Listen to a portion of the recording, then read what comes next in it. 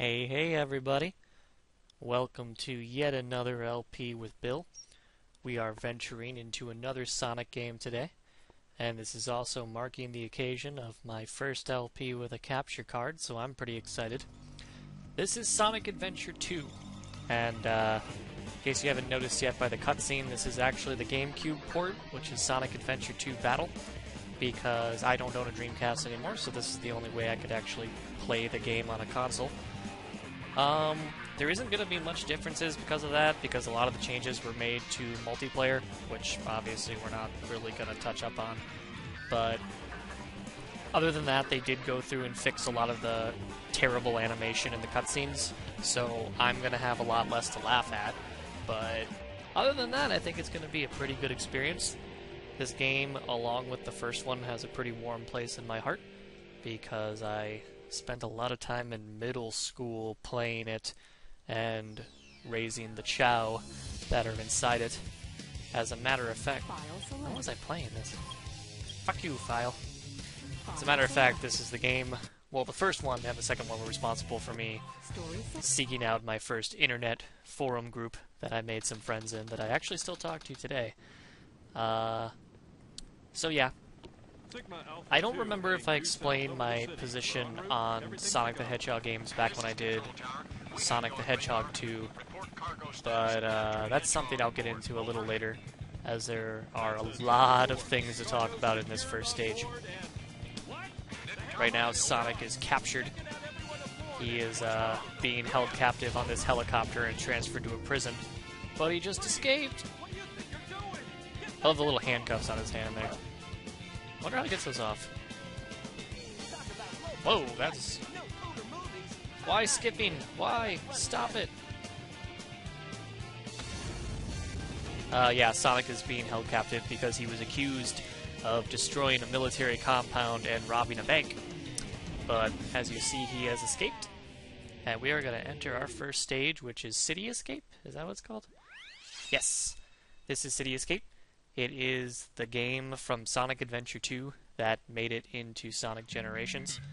So, you probably have, if you haven't played that game yet, it's actually worth checking out. A lot of fun stages are in it. This game, though, will... Wow, I am, like, decimating these cars.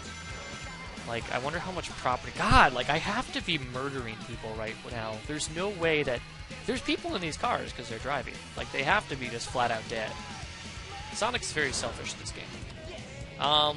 One of the main problems I have with the Dreamcast-era games, which is, I guess, something that started a little before Dreamcast, but the Sonic games that I played were on Genesis and then this, is their insistence on having... What the hell is going on? Their insistence on having lyrics in their songs. And maybe I'm just like a classical purist or something that doesn't like having lyrics in video game music, but... Well, I don't know, because if it's done well, I don't mind it, but the lyrics in these games tend to be just bad. Oh, a soap advertisement. If you don't know what that is, soaps are actual shoes. Well, they were actual shoes. I doubt they exist anymore. They featured like an indentation on the bottom that would allow you to actually grind on rails, and they are responsible for giving Sonic his grinding ability in this game, which was a pretty good ability. I don't know. For those of you who are mad about the Sonic Progressive commercial, you should know that Sonic sold out a long time ago. But yeah, the lyrics of these songs are typically not very good. They I remember Open Your Heart, which was the main theme of Sonic Adventure 1, and then Live and Learn, which is the main theme of this game, just typically sing about what's happening on screen, and it's all just really weird. Knuckles' stage. Ooh, the gold thingy, which I just completely missed. Knuckles' stages are guilty of that a lot, as you'll see. It's just something I really don't like. There are some good bits of music in this game, though. Wait, why? Who built that?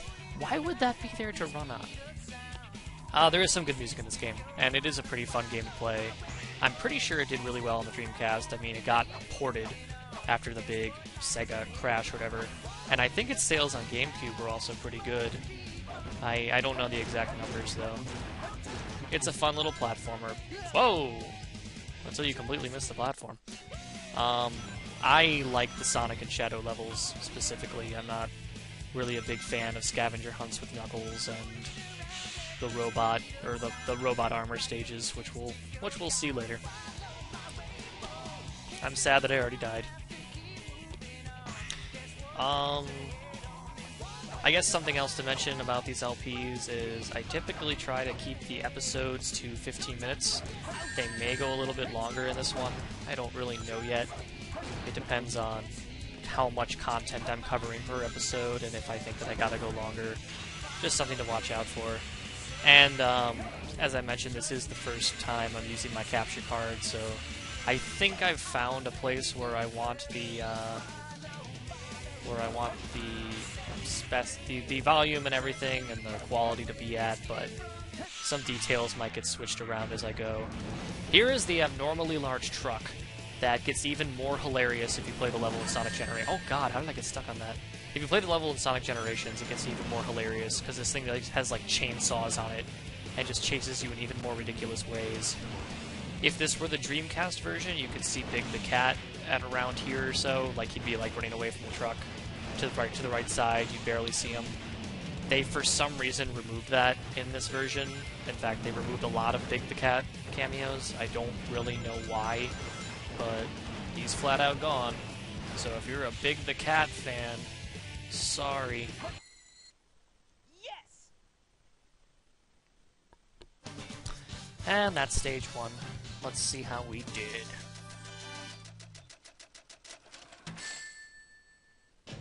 E. Oh, that's right, I died. Barely made it is right. And with our nice little intro to Sonic, we haven't seen him in a while, we gotta go ahead and introduce some new characters. Oh, no, we don't. We're not at this scene yet. I forgot. I have a boss to fight. Never mind. This is a robot from the military group that's hunting Sonic down called Gun. I doubt that stands for anything, but here they are nonetheless. There's an ad for, where is it? Yes, for Phantasy Star Online in the background there. I don't know if you can really make it out, but Sonic Team does this game and PSO, so they threw a little ad in there. There's also another billboard for, if I get him to turn around again and show you, for, I think it's Planet Chaos, I think that's what that says. It's a picture of Chaos from Sonic Adventure 1. It's just a fun little Easter egg. This thing, we will be fighting 2 of them throughout the game. I think Rouge fights the second one. I guess Gun is like some government-operated thing. I don't really know how they have access to all this weaponry, but they do. Pretty simple boss, just let it fly around and dodge its attacks, and then, ooh, some slowdown there. And then jump and hit it when it's not moving. Fun times are fun. Later bosses in this game are actually a lot of fun, but this is just like kind of the first one, so they're letting you get used to everything.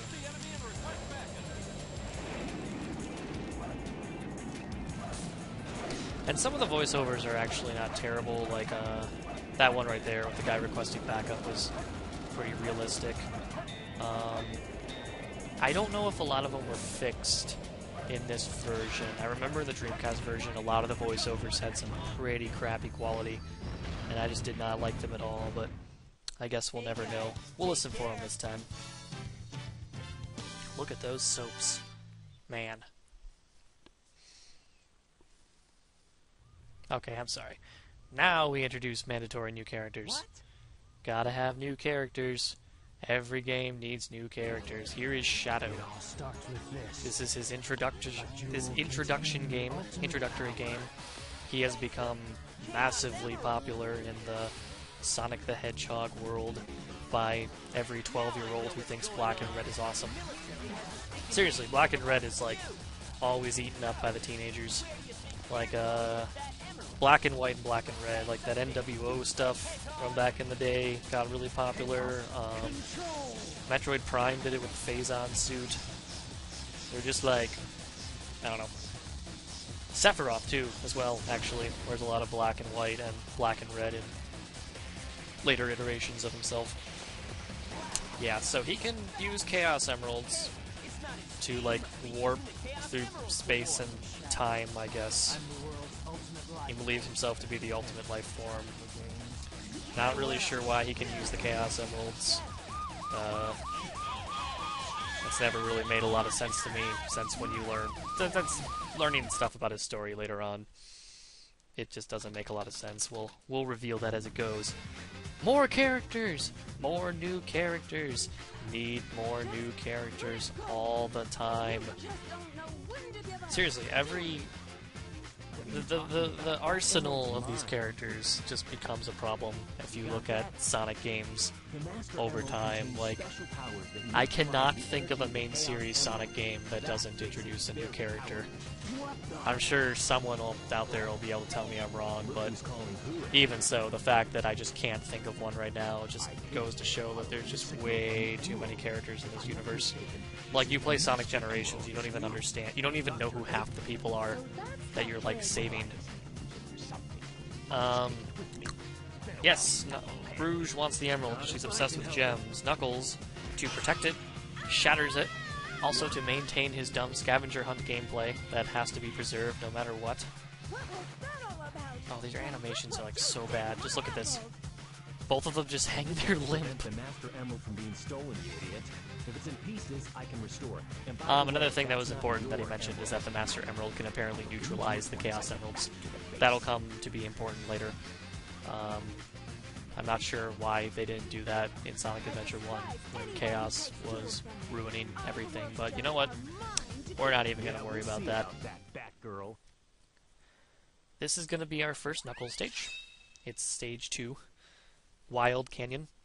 We're going to learn a lot in this stage about why I don't like Knuckles and Rouge stages. If you're unfamiliar with the way this works, it's a scavenger hunt. Basically, these little monitors give you hints as to where they are.